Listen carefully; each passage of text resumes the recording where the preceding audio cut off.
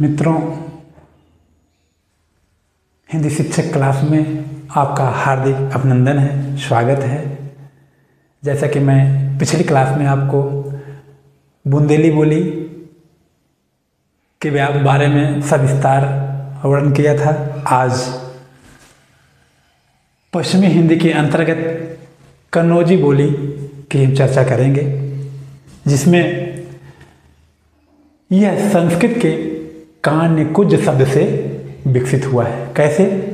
संस्कृत के कान्यकुब्ज शब्द से यह विकसित हुआ है। कुछ लोगों का मानना है कान्यकुब्ज ब्राह्मण की अधिकता के कारण इसका नाम कन्नौजी पड़ा, लेकिन जो सर्वमान्य मत है वह है संस्कृत के कान्यकुब्ज शब्द से यह विकसित हुआ। दूसरा क्या है? यह उत्तर प्रदेश कन्नौज का जिला है। क्या है? यह उत्तर प्रदेश कन्नौज जिला जो यह है, यही इसका केंद्र है। क्या है इसका केंद्र? क्या है? उत्तर प्रदेश का कन्नौज जो जिला है, कन्नौजी का केंद्र है। और कन्नौज का पुराना नाम क्या था? पांचाल। आप जानते हैं महाभारत में पांचाल का वर्णन हुआ है। अब इसीलिए इसे पांचाली भी कहा जाता है। आप ये भी जानते हैं द्रौपदी को पांचाली भी कहा जाता है, यानी पांचाल के एक पुराना नाम है और इसीलिए इसको पांचाली भी कहा जाता है। अगली अब विशेषता के बारे में आपको हम बताएं। विशेषता कहते हैं शब्दों का ओकारांत होना।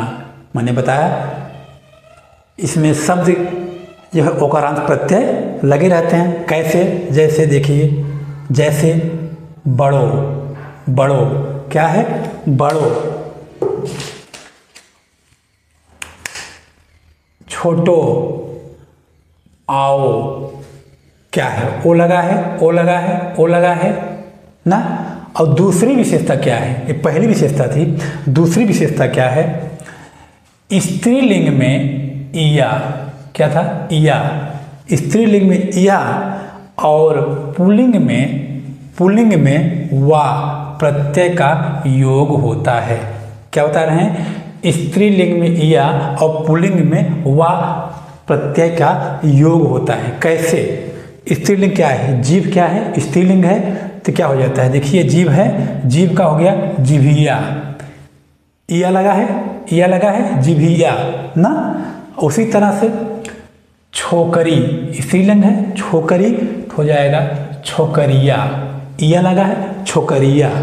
इसी पर पुल्लिंग में देखेंगे, जैसे बच्चा ना हो जाएगा बचवा। मैंने क्या कहा? स्त्रीलिंग में इया प्रत्यय और पुल्लिंग में वा प्रत्यय का योग होता है। ठीक। तीसरी विशेषता क्या है? हिंदी की अंतिम यानी महाप्राण मैंने बताया था, यानी दूसरा और चौथा वर्ण।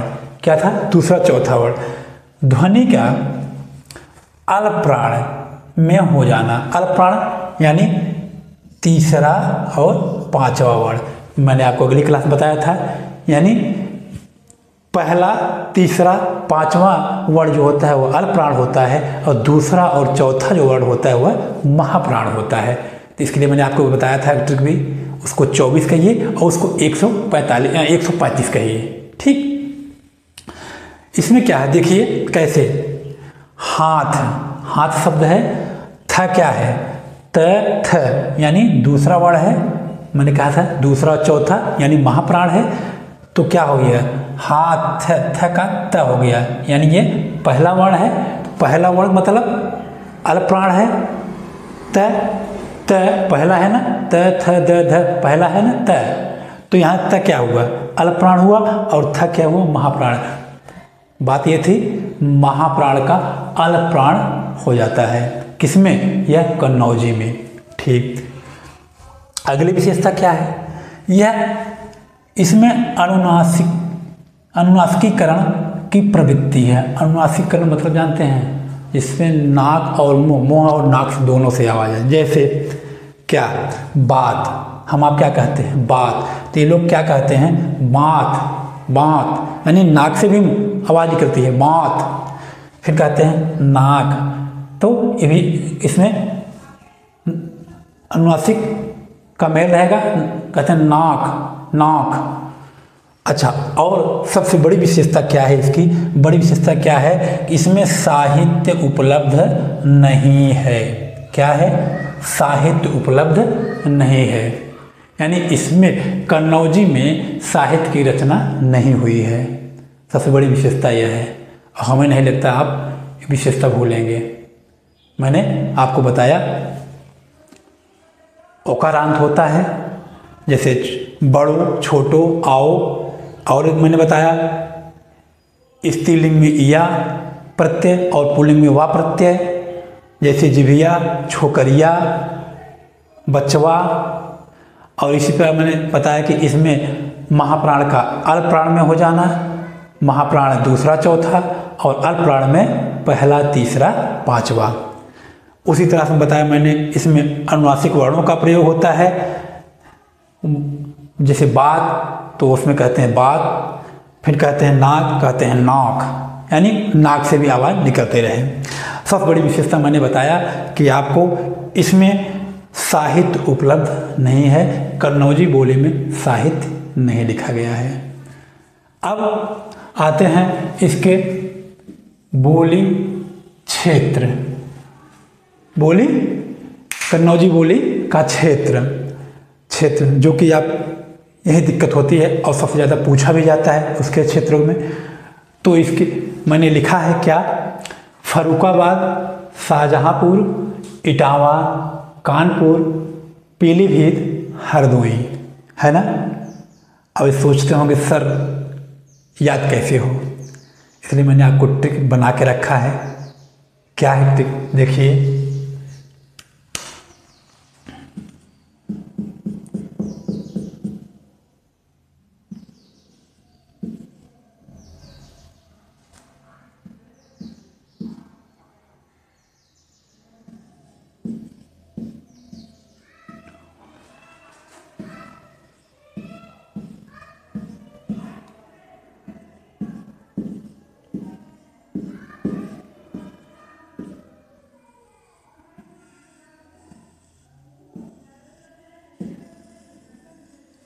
ट्रिक आपको कैसा लगा, ध्यान दीजिए। फंसा इटावा कापी हरदोई, फंसा इटावा कापी हरदोई। कैसे, हमारे यहाँ जैसे इस समय जानते हैं योगी सरकार है, योगी सरकार बड़ी सख्त सरकार है, और इटावा क्षेत्र मुलायम सिंह अखिलेश जी का क्षेत्र है। तो बता रहे हैं भय क्या है योगी सरकार का। फंसा इटावा कापी हरदोई, हरदोई भी एक जिला है। जब इटावा फंसा है तो अगला जिला कांपने लगेगा। कैसे, कल्पना, इसे आप काल्पनिक समझिएगा। फर्रुखाबाद फंसा, फ से फर्रुखाबाद, स से शाहजहांपुर, इटावा से इटावा हो गया, और का से कानपुर हो गया, पी से पीलीभीत हो गया, हरदोई हरदोई हो गया। आप हमें नहीं लगता भूल जाएंगे। फंसा इटावा कापी हरदोई, जब इटावा फंसता है तो हरदोई अगला जिला उसके जो बगल में वो कांपने लगता है। ठीक, हमें नहीं लगता आप भूल जाएंगे। अब आपको हम पश्चिमी हिंदी की अगली बोली हरियाणी की हम चर्चा करते हैं। हरियाणी हरिधनयान,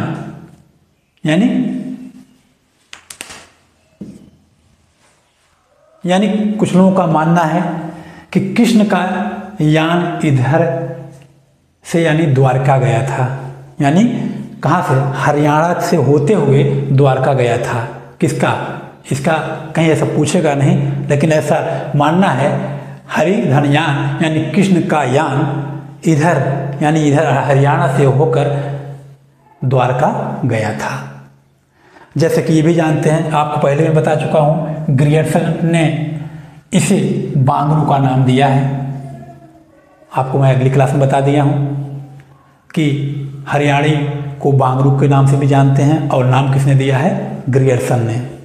अच्छा, विशेषता, इसकी विशेषता क्या है, मैंने बताया न की जगह ड़ा का प्रयोग होता है। ड़ा, न की जगह ड़ा का प्रयोग, ध्यान दीजिएगा, न की जगह ड़ा का प्रयोग होता है। और मैं यह आपको खड़ी बोली में भी बताया था, उसमें भी खड़ी बोली में भी न की जगह ड़ा का प्रयोग होता है। जैसे अपना है, अपना क्या है, न शुद्ध अपना शब्द है, लेकिन ये लोग क्या कहते हैं, अपड़ा, अपड़ा। फिर ल की जगह अड़ा का प्रयोग होता है। ल की जगह अड़ा का प्रयोग होता है। ये जो देख रहे हैं ना, इसे आप जैसे आठ होता है, लेटा हुआ आठ, खड़ी पाई, इसे अड़ा के रूप में पढ़ते हैं, अड़ा के रूप पढ़ते हैं। जैसे ये हल है ना, हल, ल की जगह हड़ हो जाता है, हड़ हो जाता है। जैसे काला है ना, ये लोग कहते हैं काड़ा, काड़ा, काड़ा। अगला है, अगली विशेषता क्या है, द्वितीय व्यंजन, द्वितीय व्यंजन का प्रयोग होता है कैसे वर्णों में। जैसे शुद्ध क्या है, बेटा, हम आपको कहते हैं बेटा, लेकिन ये लोग क्या कहते हैं, बेटा, बेटा। हम आप क्या कहते हैं, गाड़ी, गाड़ी, ये लोग कहते हैं गाड़ी, गाड़ी।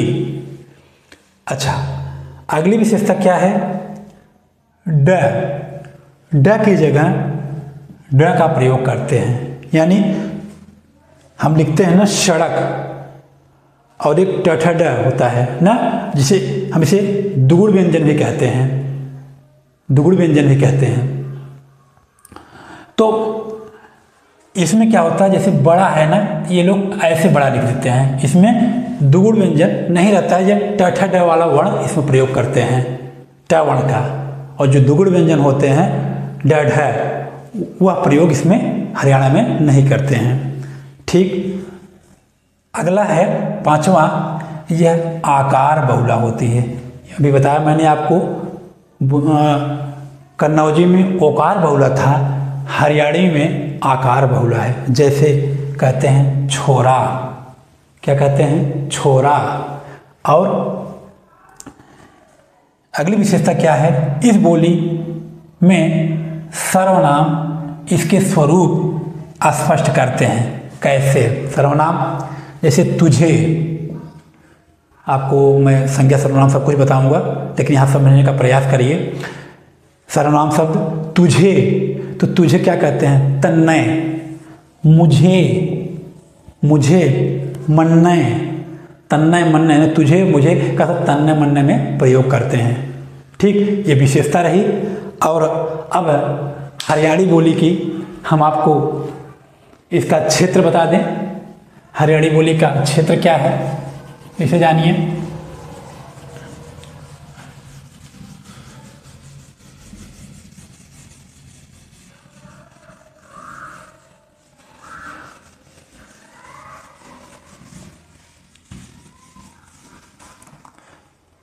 हरियाणी बोली का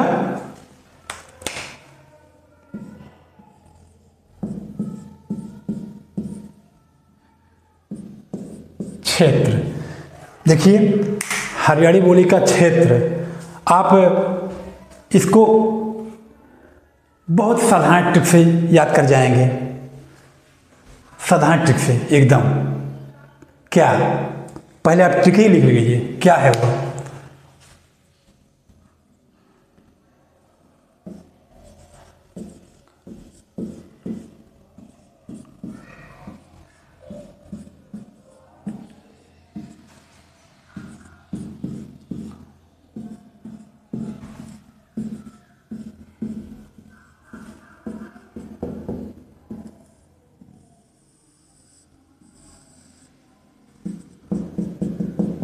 मैंने पहले आपको ट्रिक ही बता दिया। क्या? करनाल पटियाला हीरो हैं। क्या है? करनाल और पटियाला हीरो हैं। अब आप लिख सकते हैं, एक करनाल तो स्वयं है ना, करनाल, करनाल क्षेत्र, दूसरा पटियाला, पटियाला क्षेत्र, तीसरा हिसार,